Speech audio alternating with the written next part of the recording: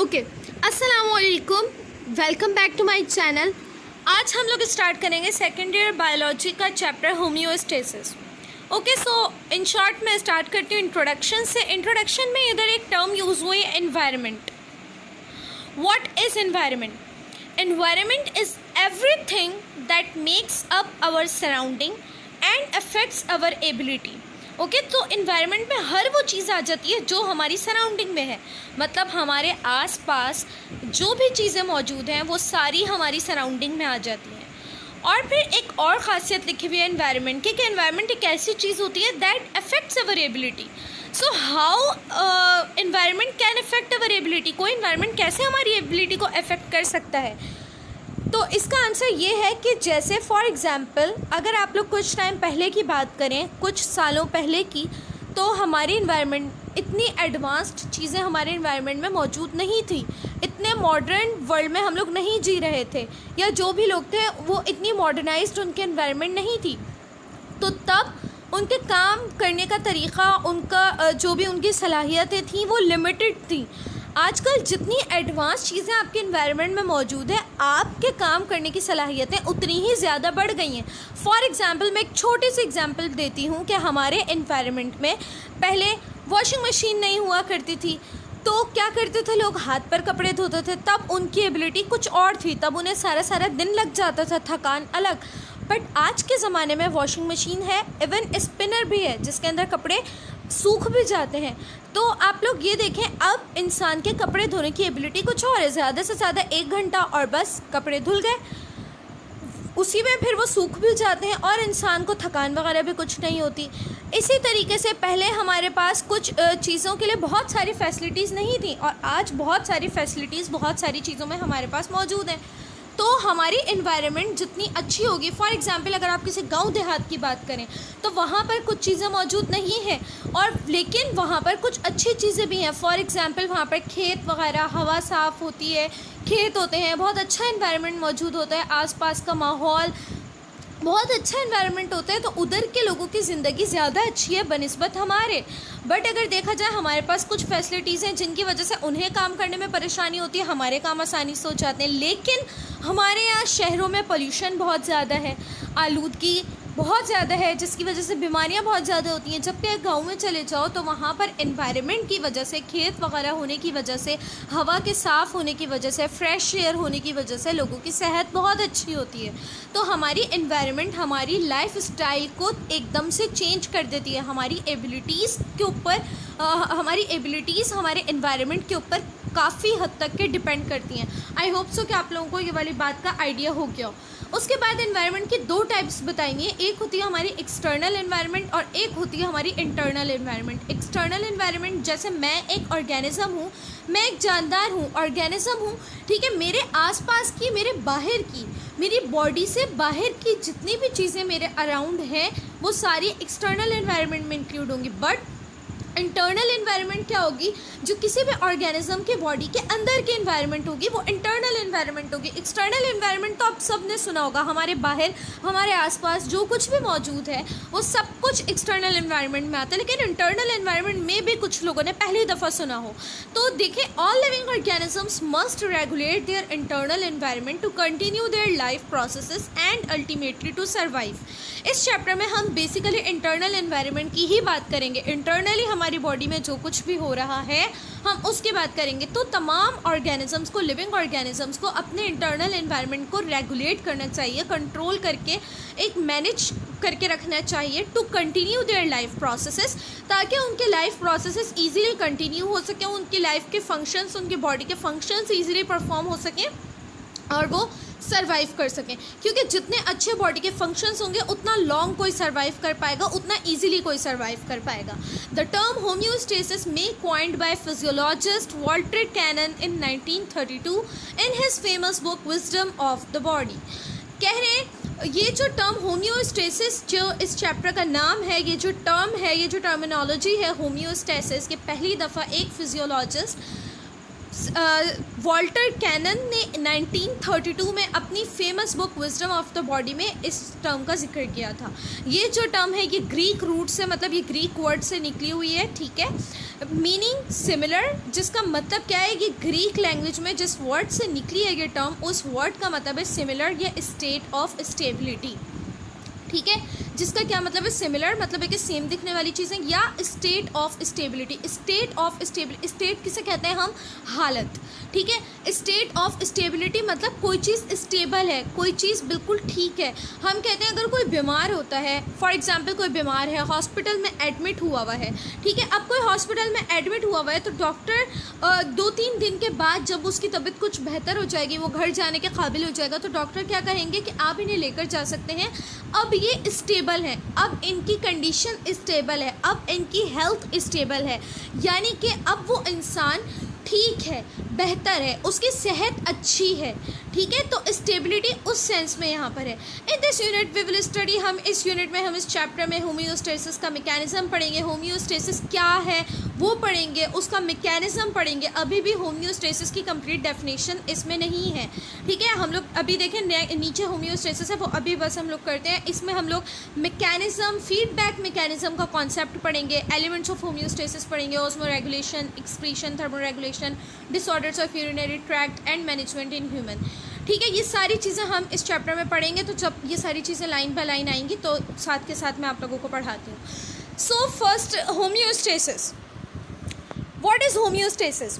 Homeostasis is the ability of an organism. Homeostasis किसी भी organism की वो एबिलिटी होती है to maintain a relatively stable internal state, कि वो अपने इंटरनल स्टेट को स्टेबल कर सके, यानी कि इंटरनली अपनी बॉडी को, उसके फंक्शंस को स्टेबल कर सके, मेंटेन कर सके, काबिल कबूल कर सके कि किस स्टेट में कोई बॉडी इजीली और अच्छे तरीके से, हेल्दी तरीके से सर्वाइव कर सकती है, उस मैनर में अपनी बॉडी को स्टेबल कर सके, अपनी इंटरनल बॉडी को, and persist despite changes in the outside environment, और बॉडी को इस तरीके से मेंटेन कर सके कि अगर बाहर के एनवायरनमेंट में कोई चेंजेस आ रही हैं तो वो बॉडी उसके अकॉर्डिंग परसिस्ट कर सके, यानी कि उन एनवायरनमेंट की चेंजेस में भी सरवाइव कर सके, उनके साथ कॉप अप कर सके, उन चेंजिंग्स के साथ खुद को ढाल सके, ठीक है। फॉर एग्ज़ाम्पल अगर कोई इंसान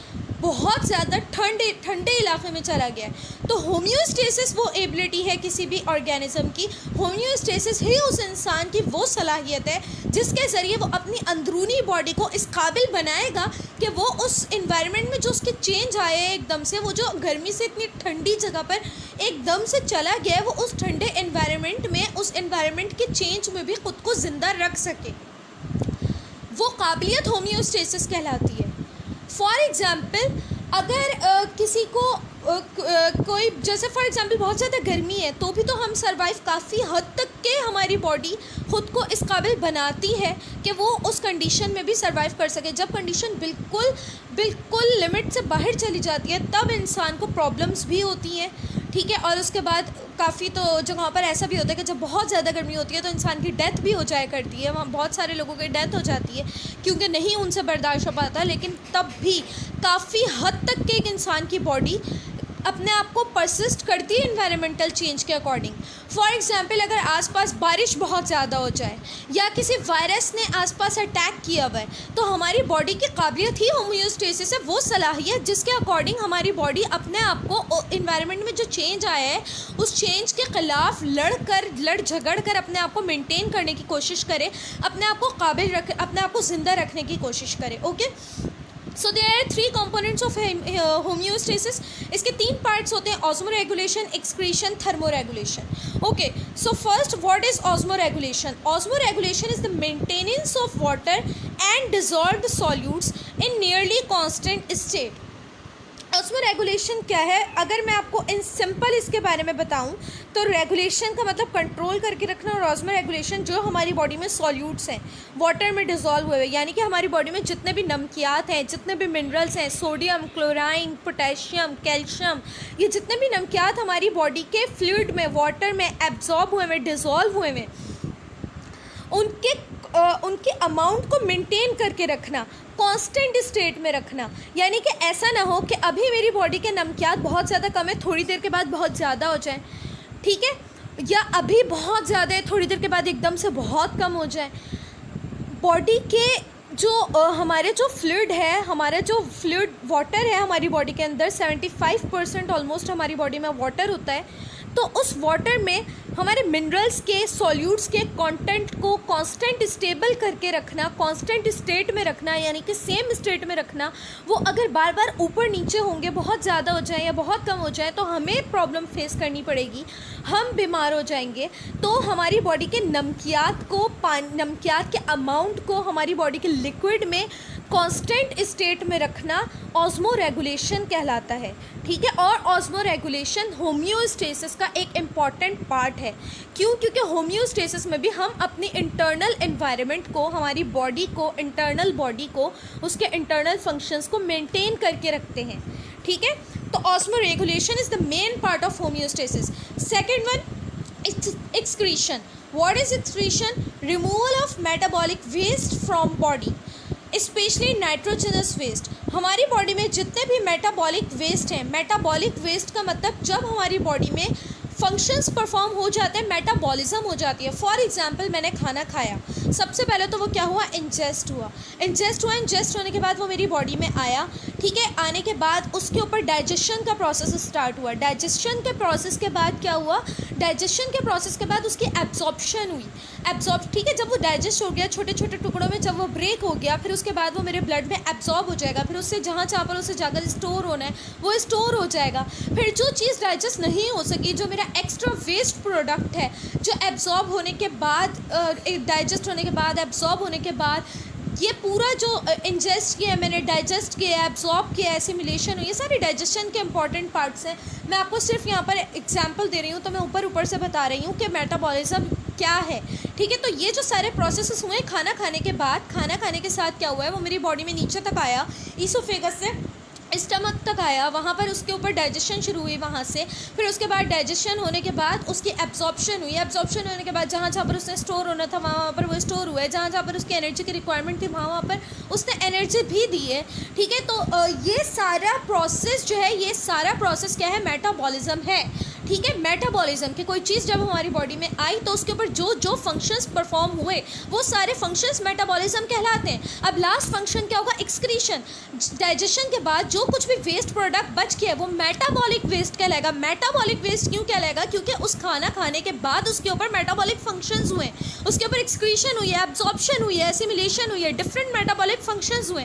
उसके बाद भी जो चीज़ हमारी बॉडी में नहीं रुकने के काबिल है वो हमारी बॉडी से बाहर निकल जाती है, जिस प्रोसेस को हम एक्सक्रीशन कहते हैं। सो एक्सक्रीशन में मेटाबॉलिक वेस्ट बॉडी से बाहर निकलते हैं और उनमें स्पेशली नाइट्रोजनस वेस्ट होते हैं। ज़्यादातर नाइट्रोजनस कंपाउंड्स होते हैं, नाइट्रोजन के कंपाउंड्स होते हैं जो हमारी बॉडी से वेस्ट प्रोडक्ट की फॉर्म में बाहर निकल जाते हैं, because they are harmful for our body.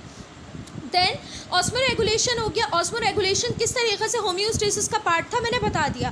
Then excretion क्यों होम्योस्टेसिस का पार्ट है? क्योंकि होम्योस्टेसिस में क्या हो रहा है? बॉडी के इंटरनल एनवायरनमेंट को मेंटेन कर रहे हैं होम्योस्टेसिस, ठीक है।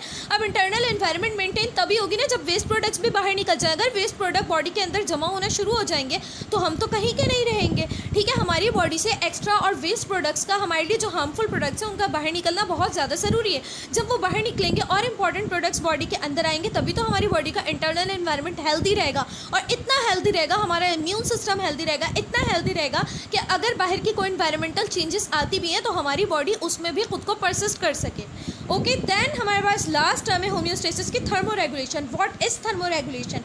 The maintenance of constant body temperature. हमारी बॉडी के टेम्परेचर को कांस्टेंट करके रखना, मेंटेन करके रखना। थर्म का मतलब होता है हीट, ठीक है, टेम्परेचर। तो thermoregulation is the maintenance of our bodies temperature. हमारी बॉडी के टेम्परेचर को मेंटेन करके रखना थर्मोरेगुलेशन कहलाता है, ठीक है। जब हमारी बॉडी के टेम्परेचर को हम मेंटेन करेंगे तो ही हम सर्वाइव कर पाएंगे। अगर हमारी बॉडी का टेम्परेचर एक्सीड कर जाता है, ठीक है, तो हमें क्या हो जाता है? हमें बुखार हो जाता है। 2-3 डिग्री भी अगर हमारी बॉडी का टेम्परेचर एक्सीड कर जाता है तो हमें बुखार बुखार हो जाता है। और इवन अगर 100 डिग्री के ऊपर हमारी बॉडी का टेम्परेचर चला जाए, 104 हो जाए तो इंसान 103 हो जाए, 104 हो जाए तो बहुत ज़्यादा बुरी कंडीशन हो जाती है। उससे थोड़ा सा भी ज़्यादा हो जाए तो दिमाग के ऊपर बुखार चढ़ जाता है। उससे अगर एक्सक्रीट कर जाए तो इंसान तो फिर कोमा में भी चला जाता है और इवन डेथ भी हो सकती है। अगर बुखार दिमाग पर चढ़ जाए, सर पर चढ़ जाए तो इवन इंसान कोमा में भी जा सकता है और उसे डेथ भी हो सकती है उसकी। तो बॉडी के टेम्परेचर को मेंटेन करके रखना भी बहुत ज़्यादा ज़रूरी होता है। अच्छा, इधर मैं आप लोगों को एक एक्स्ट्रा छोटी सी बात बता दूं कि जब हमें फ़ीवर होता है तो वो हमारे लिए लोग समझते हैं कि वो बुरी चीज़ है। वो बुरी चीज़ नहीं है, वो बहुत हमारे लिए फ़ायदेमंद चीज़ होती है। ठीक है, वो फ़ायदेमंद चीज़ हमारे लिए क्यों है? क्योंकि जब हमारी बॉडी में कोई तोड़ फोड़ होती है, कोई इन्फेक्शन होता है, कुछ बुरा होता है, तो हमारी बॉडी इंडिकेट करती है फ़ीवर की फॉर्म में। हमारी बॉडी हमें बता रही होती है फ़ीवर की फॉर्म में। जब फ़ीवर होता है तो वो निशानदेही होती है, वो सिंबल होता है, वो एक अलार्मिंग कंडीशन होती है कि आपकी बॉडी में कुछ ना कुछ गलत हो रहा है, आप प्लीज़ उसे चेक कर लें। तो किसी डॉक्टर के पास, एक अच्छा डॉक्टर वही होता है कि जब आप उसके पास बुखार की कंडीशन में जाओ तो बजाय आपके बुखार को रोकने के, बजाय आपको बुखार को कम करने की कोशिश के, वो चेक करे कि what is the reason behind this fever. ये फीवर आखिर हुआ किस वजह से है, वो ये चेक करने की कोशिश करे। क्यों? क्योंकि फीवर आपकी बॉडी में एज अ अलार्म काम करता है कि आपकी बॉडी में कुछ तो हुआ है जिसकी वजह से आपको फीवर हुआ है। ठीक है, तो फीवर बेसिकली फीवर में होता क्या है, हमारा टेम्परेचर बढ़ जाता है। टेम्परेचर जब बढ़ता है तो हमारी बॉडी के क्या, टेम्परेचर कब बढ़ता है? टेम्परेचर जब बढ़ जाता है, जब बहुत ज़्यादा बुखार हो जाता है। तो क्यों? जब दिमाग पर बुखार चढ़ गया तो कोमा में चले गए, डेथ हो गई। बिकॉज जब टेम्परेचर हद से ज़्यादा इंसान का बढ़ जाता है तो क्या होता है, हमारी जो एंजाइम्स वगैरह होते हैं, हमारी बॉडी के टोटल फंक्शंस, हमारे हार्मोन्स हमारे एंजाइम्स के ऊपर बेस कर रहे होते हैं। फर्स्ट ईयर पढ़ने के बाद इतना तो इंसान को पता ही होता है। ठीक है, अब जो हमारे एंजाइम्स होते हैं, ये भी इंसान को पूरा चैप्टर फर्स्ट ईयर के अंदर ये भी बात पता होती है, फिर भी मैं रिपीट कर रही हूँ इन केस अगर किसी को नहीं पता। जो हमारे एंजाइम्स होते हैं वो भी एक लिमिटेड टेम्परेचर के ऊपर ही काम करते हैं। कुछ एंजाइम्स कम टेम्परेचर पर काम नहीं करते, कुछ एंजाइम्स ज़्यादा टेम्परेचर के ऊपर काम नहीं करते। अगर टेम्परेचर हम आगे पीछे कर दें तो एंजाइम्स डीनेचर हो जाते हैं, एंजाइम्स की फंक्शनिंग बिल्कुल ख़त्म हो जाती है। जब एंजाइम्स ही अपने काम नहीं करेंगे तो हमारी बॉडी में हमारे नॉर्मल फंक्शंस भी नहीं हो पाएंगे। जब नॉर्मल फंक्शंस ही नहीं होंगे तो फिर तो हमारी तबीयत का बिगड़ना और हद से ज़्यादा बिगड़ना, कमज़ोरी होना, इवन दिमाग पर बुखार चढ़ जाना, इंसान का मर जाना, ये सब तो कॉमन सी बात है। फिर ये सब तो कॉमन सेंस की बात है कि ये सब कुछ तो फिर होगा ही होगा। ठीक है, तो टेम्परेचर को मेंटेन करके रखना बॉडी के लिए इंतहाई ज़रूरी होता है। हमारी बॉडी के अंदरूनी टेम्परेचर, अंदरूनी तमाम फंक्शंस को स्टेबल करके रखना, हमारी बॉडी की अंदरूनी हालत को स्टेबल करके रखना और इस काबिल हमारी बॉडी को बनाना कि बाहर एनवायरनमेंट में जो भी चेंजेस आई हैं उसके अकॉर्डिंग भी हमारी बॉडी काफ़ी हद तक के ख़ुद को एडजस्ट कर सके, ख़ुद को इस काबिल बना सके कि हम सर्वाइव कर सकें उन सारी कंडीशंस में। ये टर्म कहलाती है होम्योस्टेसिस, की सलाहियत कहलाती है होम्योस्टेसिस। होम्योस्टेसिस के 3 main components, osmo regulation, excretion, thermo regulation. Osmo regulation में आप देख लें बॉडी के अंदर की नमकियात को बैलेंस करके रखती है। एक्सक्रीशन में बॉडी के अंदर क्या यूज़फुल है, क्या हार्मफुल है, उसको बैलेंस करके रखते हैं। जो यूज़फुल है उसे अंदर छोड़ देते हैं, जो हार्मफुल है, मेटाबॉलिक वेस्ट, जो मेटाबॉलिज्म के बाद वेस्ट प्रोडक्ट बचे हैं उसे बॉडी से बाहर निकाल देते हैं। तो ये भी हमारी बॉडी के अंदर सब कुछ बैलेंस करके रखने की बात है, इसलिए ये होम्योस्टेसिस का पार्ट है। दैन थर्मो रेगुलेशन भी हमारी बॉडी के अंदर की कंडीशन को स्टेबल रखने का पार्ट है, बिकॉज थर्मो रेगुलेशन में भी बॉडी का अंदरूनी टेम्परेचर मेंटेन करके रखना होता है। ठीक है, तो यहाँ पर मैं इस वीडियो को एंड कर रही हूँ। नेक्स्ट टॉपिक इंशाल्लाह हम लोग नेक्स्ट वीडियो में पढ़ेंगे। अगर आप लोगों को कोई भी क्वेश्चन है तो please ask me. Okay, so please मेरे चैनल को सब्सक्राइब करें और दुआ में याद रखें। अल्लाह हाफ़िज़।